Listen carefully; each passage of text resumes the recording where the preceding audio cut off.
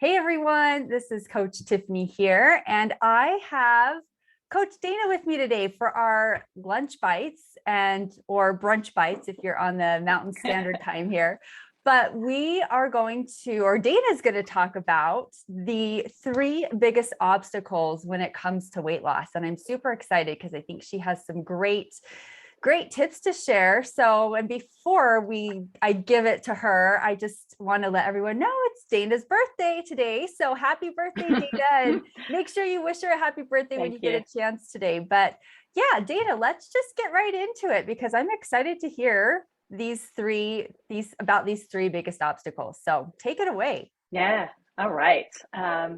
Great to be here and chatting with everyone. And thank you for the birthday wishes. I appreciate it.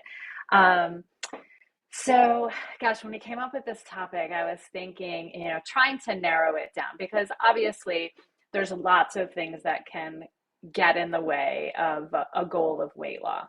Yep. So it really was trying to narrow this down to things that I see with my clients and my demographic. And typically I work I think similar to you, Tiffany, women, let's say 40 to 60 years old, who have been in a process of repetitive dieting for a very long time. So these are the things that I see as kind of the biggest sticking points when it comes to a goal of weight loss. So the first thing is analysis paralysis when it comes to how should I accomplish this. Yeah. There's so much noise in the fitness and nutrition space about which diet is best and which diet is best for women in menopause or perimenopause, or what your best friend is doing and what your best friend's cousin's brother-in-law who lost 50 pounds, in a month is doing. And it is hard to figure out which programs should you follow, right? And I see people getting caught up on this for months before they take any kind of sustainable action. And, I feel like in that period of time, it all kind of comes down to all of these things, all of these different diets that you see out there, some name brand diets and some non-name brand diets. They all come down to some basic principles. And that is, hydrate more, eat more whole foods, whole unprocessed foods, and move your body more.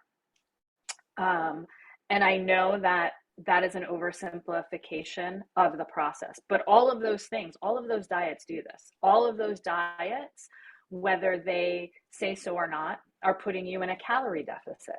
And that is the fundamental way that we lose weight. So what I would encourage you to do is to start taking action. Pick something.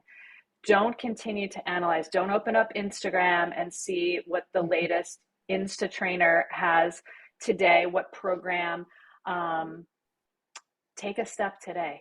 Fill up your water bottle today. Go for a walk today and start with something and stick with it. Yeah. Don't drink all your water today and go for a walk and then expect to step on the scale and see a difference tomorrow. This whole process takes a lot of time. And we both know that is a frustrating process sometimes. And it's something that we have to coach our clients through. But biggest message here on this first thing is take action.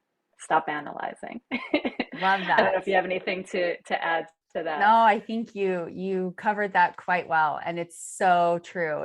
I talk about that all the time. It's just got to start, take action. And because like you said, all that, information and everything out there, like knowing isn't doing, so yes.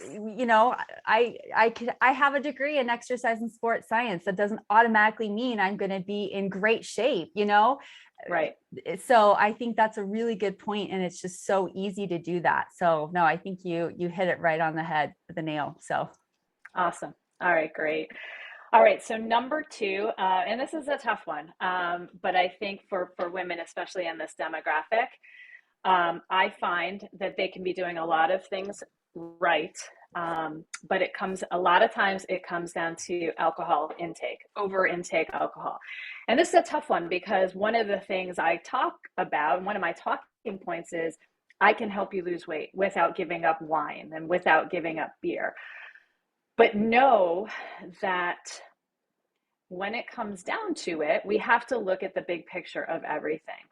And alcohol can be a big sticking point for a lot of people if that intake isn't moderated. And there's a few reasons for that. First of all, for every gram of alcohol you take in, that's 7 calories. So that's, that falls in the middle of our macros of, calories per gram.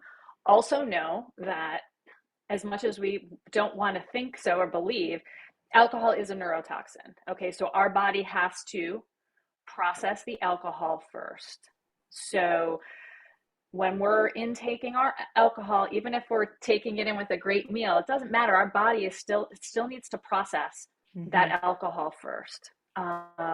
So I want you guys to remember that it has to do a lot more work to take care of the alcohol before it can benefit from maybe the other nutrients that you are taking in. And oftentimes those other nutrients can then be stored versus utilized right away.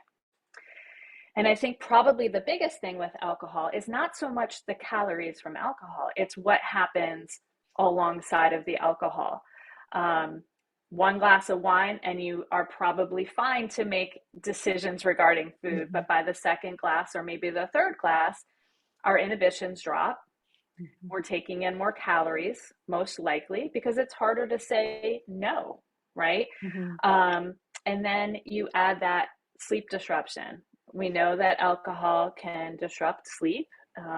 For many people taking in wine, you'll get that middle of the night wake up. I know that happens for me. So I'll fall asleep great if I have a glass or two of wine, but I'll oftentimes wake up in the middle of the night, and that disrupted sleep causes more problems down the road. So, I think that those things combined, and then you do add the added calories, like one glass of wine, not a big deal. But most people, and I talk to my clients about this all the time, sure, a 5-ounce glass of wine, maybe it's 150, 200 calories. Who pours a 5-ounce glass of wine? Not that many people, right? I mean, if you think about it, you grab a glass out of your thing and you pour it in, you're probably closer to 7, maybe 8 ounces. And then you take a second glass, and that's like basically 3 servings. Pretty quickly, those calories can add up. So by no means am I telling you that you have to stop consuming alcohol, but if you feel like you're doing a lot of things right and the dial is not moving in the direction that you would like it to, it may be time for a hard look in the mirror and decide if maybe this is a place where you can make some impact. Those are great points. And I have to say, I personally don't drink alcohol. So I don't do that. It's interesting just to hear you talk about some of the, like, maybe not the wine itself, but it's the afterwards, where you're not making the best decisions. And I just was, as you were talking about that, I'm like, and that totally goes so much in line with when we're talking about stress in general. Sometimes with a lot of my clients, it's, just that impaired judgment, the more tired we are, the more stressed we are.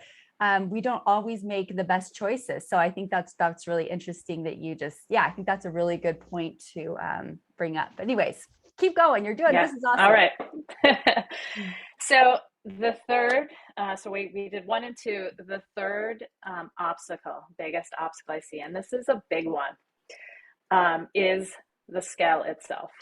That physical scale that sits on your floor, wherever it is. This can absolutely derail progress. I can see people humming along and making incredible changes in their health. They're hydrating, they're eating more fruits and vegetables, they're moving, they're exercising, and they step on the scale and it's 2 pounds up. And it's almost like nothing has changed, like in their eyes. Yeah. Nothing has changed. They've made no progress because, and this, listen, this is not to blame anyone in particular. Like, we all grew up with this. We Uh-huh. all grew up with being told that a certain weight is great, and it's still out there, especially for women, that things are focused on the scale. And listen, I have no problem with people shooting for a goal weight at Yeah. all. But I think it's so important to understand our relationship with the scale, and to know and to understand and then to truly believe that the scale can fluctuate 3 to 4 pounds Mhm. within a day. Yeah. You could have a salty meal the night before. You could have had a hard workout the day before and ate more carbs. Mhm. All of those things are going to cause you to retain a little bit more water and cause the scale to go up. There's no physical way that that could be fat gain overnight, but it's So hard when you're true. looking down and you're like, what is going on? Why is the scale going in the direction it is? So I just encourage people.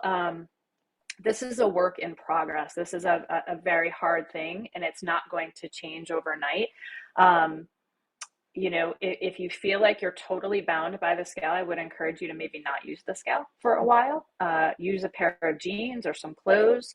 Um, I also, if you're insistent on using the scale, I would almost shift to a daily weigh in at the same time every single day, and then use your weekly average as your weight and Yes. watch that over time. This is harder. I think this is harder sometimes because people don't want to wait to the end of the week and see what the average is. They still get discouraged. Yep. But people who weigh themselves multiple times a day or weigh themselves every 3 days, it can really, really disrupt your mental process here. And I just encourage you to try to change that a little bit.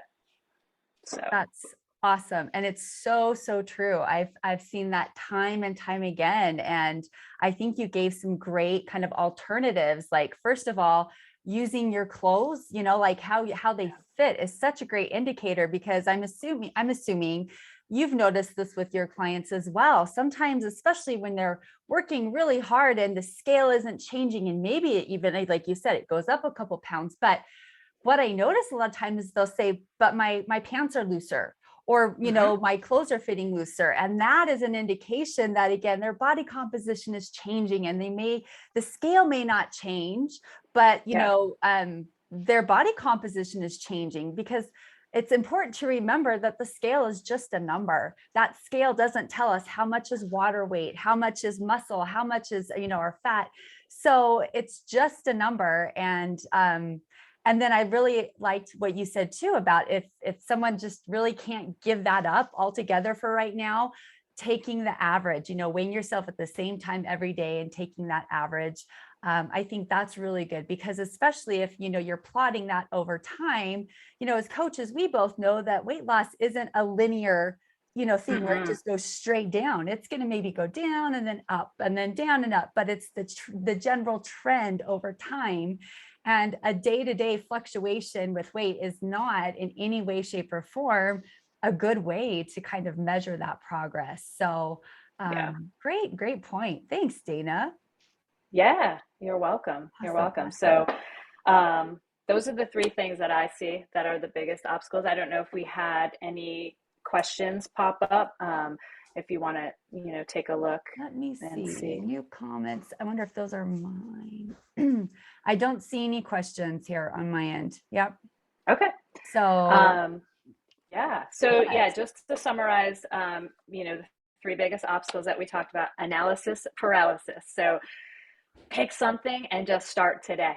Don't keep looking, don't keep researching. Number two, alcohol. Just take a look at where your alcohol, if you're someone who consumes, take a look at where your alcohol intake might be and if that needs to change. And number three, your relationship with the scale. Awesome. Thank you. And I hope, Yeah. as people are watching this on the replay too, again, feel free to drop any questions, that you might have in the comments below. And Yes. Dana or I will respond to those. And then Dana, do you have anything going on right now? Anything you want to talk about before we sign off? I don't have anything. I'm in the middle of my weighted unweighted program, which is my 8 week group coaching program. So we are in week number 4. It's going very well. I will have another program starting September 18th for anybody who's looking. And I'm always taking new members in my Facebook group. So like we always do, I'll share the Facebook group in the Perfect. comments, my free Facebook group. We share stuff daily, and it's pretty interactive and supportive community. Awesome. So Awesome. yeah. Okay. And Well, how about you, Tiff? What do you have yeah. going on before we You close? know, yeah, nothing at the moment. I'm getting ready to launch kind of, I wouldn't say my first, but first in a while, like group program in September, kind of on stress, emotional eating, weight loss, and all that stuff. So just getting ready to do that. And that's exciting.